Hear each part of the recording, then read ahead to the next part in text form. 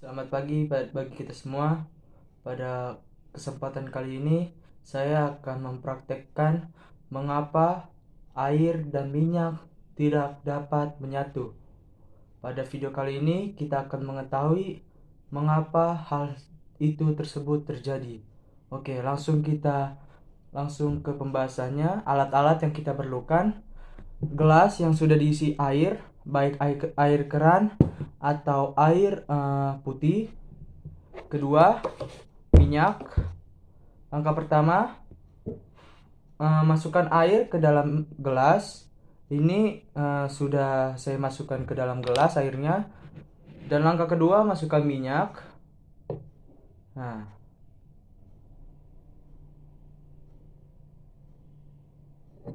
nah, di sini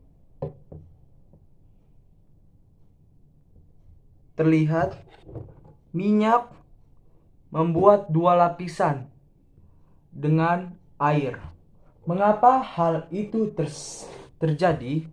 Menurut penelitian saya, alasan mengapa air dan minyak tidak dapat menyatu karena molekul air dan minyak itu berbeda. Apa itu molekul? Molekul adalah gabungan dari dua atau lebih atom, baik sejenis atau maupun tidak sejenis. Molekul air adalah molekul yang berjenis polar. Senyawa polar adalah senyawa yang terbentuk akibat adanya suatu ikatan antar elektron. Elektron itu yang bermuatan negatif, atom yang bermuatan negatif pada unsur-unsurnya. Hal ini terjadi karena unsur yang berikatan tersebut mempunyai nilai keelektronegativas yang berbeda. Pernahkah teman-teman ini menjelaskan mengapa minyak tidak bisa tercampur dengan air? Karena molekul mereka tidak saling mengikat. Jadi, apa yang terjadi ketika kita mencoba untuk mencampur air dan minyak? Ya, yang terjadi adalah molekul air saling menarik satu sama lain, dan molekul minyak saling menempel.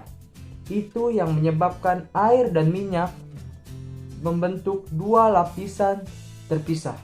Molekul air saling berdekatan sehingga mereka tenggelam ke dasar, meninggalkan minyak di atas air. Oke, baiklah teman-teman.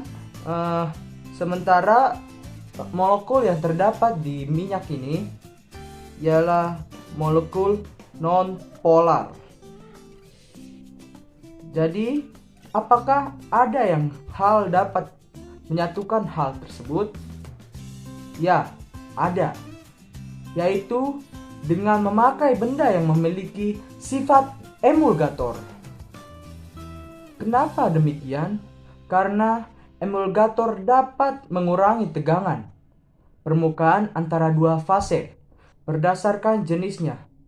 Emulgator dibagi menjadi dua, yaitu emulgator alami dan emulgator buatan. Emulgator alami adalah emulgator yang berasal dari tumbuhan, seperti gom Arab, tragakan, agar-agar, dan kondrus. Dan juga jenis contoh-contoh yang lain dari emulgator alami ialah berasal dari hewani, seperti gelatin, telur, adabs, lanae. Jenis emulgator kedua yaitu emulgator buatan.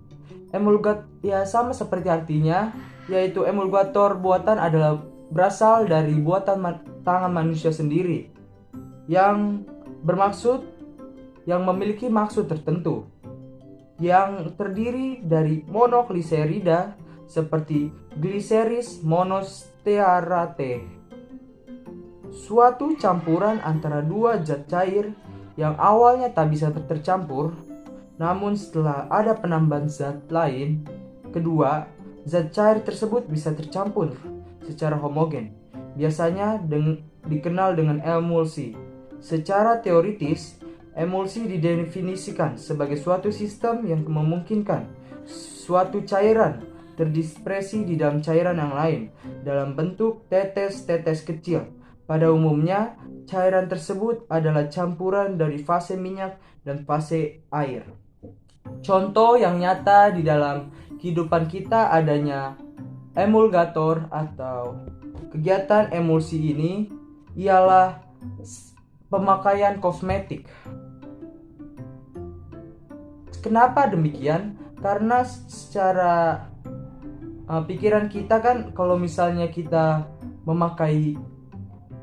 tidak memakai emulsi, wajah di minyak kita ini tidak akan terserap. Jadi alasan begitulah mengapa kosmetik ada yang memakai emulgator atau emulsi. Tetapi saya ingatkan lagi, emulsi atau emulgator tidak di semua kosmetik. Oke, di pertanyaan kedua yang biasanya di dalam kehidupan kita itu ialah mengapa air dan minyak itu dapat dicampurkan dengan sabun. Ya,